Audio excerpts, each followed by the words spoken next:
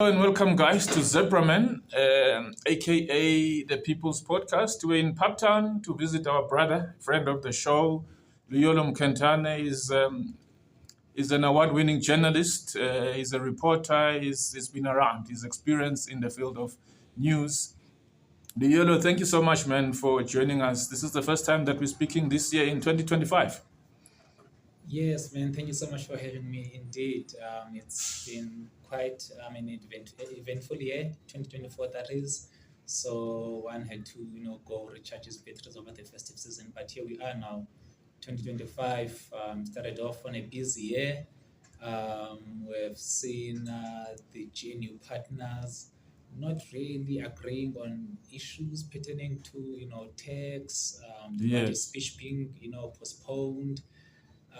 We've seen also Duduzile Zuma being held over the coals, disciplinary action being taken against for lashing out or, for her slurs that were posted on social media against the Secretary General Floyd Shivambu. We've seen also, the government signing a 3-year wage deal with public servants, so they basically getting, I think, 5.5% wage increase this year. And then in the outer years, it's going to be linked to inflation. So I think other issues that make news is Panyaza Lesotho announcing during the State of the Province address that they are working on a plan to basically have all of the Gauteng's 11 municipalities, law enforcement agencies to basically work under one roof, share resources and all that in a bid to clamp down on crime in the province. As you know that Gauteng has got this bad reputation that is the gangster's paradise of South Africa. Also, we've seen the Afriforum and solidarity movement going to the USA. Campaign against South Africa, saying that bad things are happening here. There is white genocide. There is expropriation of land without compensation, which are pure lies, and a disinformation campaign that is basically aimed at hurting our economy. Absolutely, man. It's maybe we're gonna dive deeper into that one, but maybe let's look at before we get into Afriforum, the Premier of Gauteng, Panyaza Lesotho's announcement of the extension of Gautrain. How important is it gonna be for the people in the townships to have access to transport that will assist them when they go to work, like people in the suburbs have been having access to it?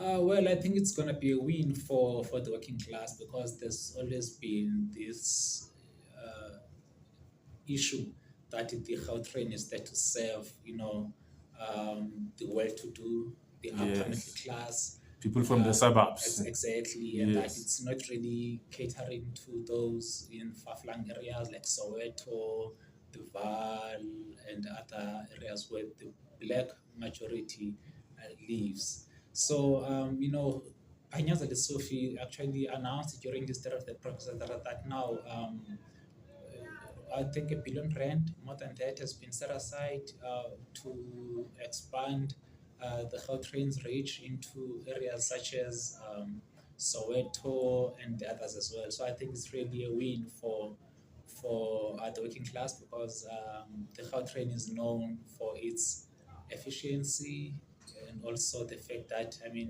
gets from point A to B quickly, so people won't be stuck in traffic like in the mornings and everything. So I think it's also going to have a positive spin-off for the economy as well. Yeah, absolutely, man. During construction, people should be able to get employment. Jobs that will be created during the expansion phase. Yes, because we've seen with the Gautrain now that's operating, because people within Joburg CBD working between those areas and Pretoria, places like Centurion, Midrand, Rosebank, Sandton, and the airport, they've really benefited from that service, even though it's not been cheaper. Say that again, sorry. I'm saying people who have got access to Gautrain from Joburg CBD all the way to the airport, all the way to Pretoria. Yeah. People have really benefited from that service. Exactly. Now that it's actually going to be expanded to include those who have been excluded previously, I think it's really, those efforts should be applauded.